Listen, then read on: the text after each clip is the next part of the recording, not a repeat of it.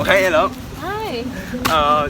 Do you hear that Russia and Ukraine are having an unprecedented war, which would be a long-lasting scar of these once closely knit states of the Soviet Union?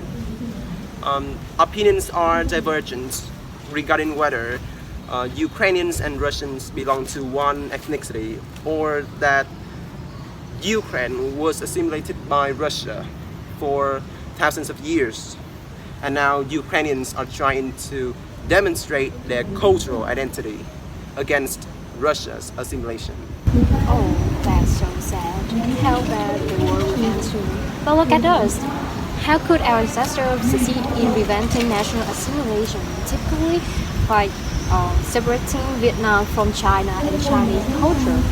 So you know that Vietnam used to be dominated by Han Chinese for over a millennium.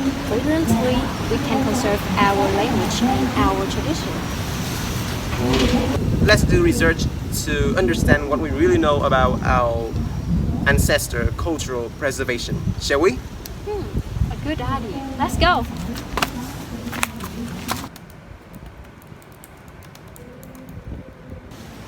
You know, Vietnam has become a daring exploit in the world history for preserving national and cultural identity during 1,000 years of domination by northern invaders.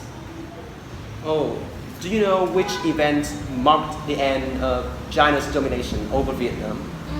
As far as I know, Vietnam used to be dominated by China for a millennium, but starting with the fall of An Vương and ending with the victory of Norway against Han Dynasty on Bac Dai River. But I really wonder how our ancestors could successfully prevent national assimilation despite being dominated for so long.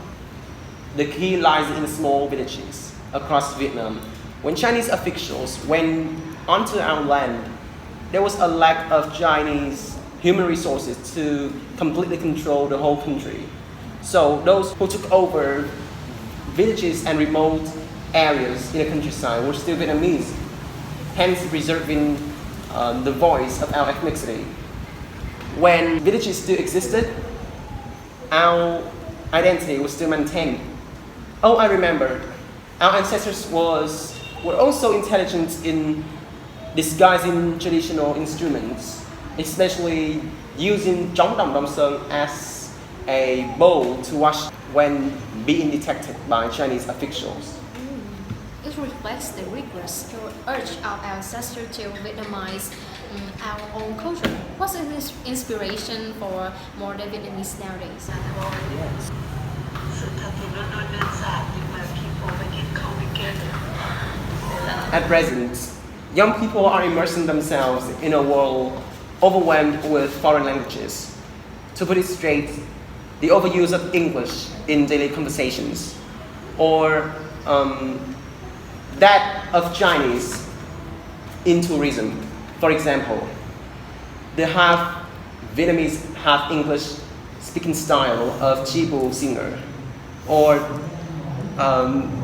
the overuse of Chinese band names in Nha Trang. How to deal with this? I think that we should get involved in social activities to remind of our mother tongue, while collectively acquiring Western and Eastern knowledge. Remember our ancestors created the Maltese script, which is also known as chữ nôm in Vietnamese, based on Chinese. And I think that's a brilliant way to have our own language, which helps preserve our first language as well as preventing cultural assimilation. Oh. Why don't we acquire all aspects of the Western world? Is it because there still exist drawbacks? Yes, of course. Every culture has its own backs. On the one hand, both Western and Eastern people have a relatively good education system. On the other hand, while Easterners often have a tendency to be xenophilous, Westerners are arguably often consistent. Oh. We are not perfect enough to tell you guys what and how to do. Though our advice regarding cultural identity preservation is insignificant, we hope it can partly help youngsters to simultaneously inherit the knowledge of foreign civilization and strengthen national culture. Remember that integrating but not blending. Then when we come outside to the world, we try to say that I'm Vietnamese. Thank you for listening.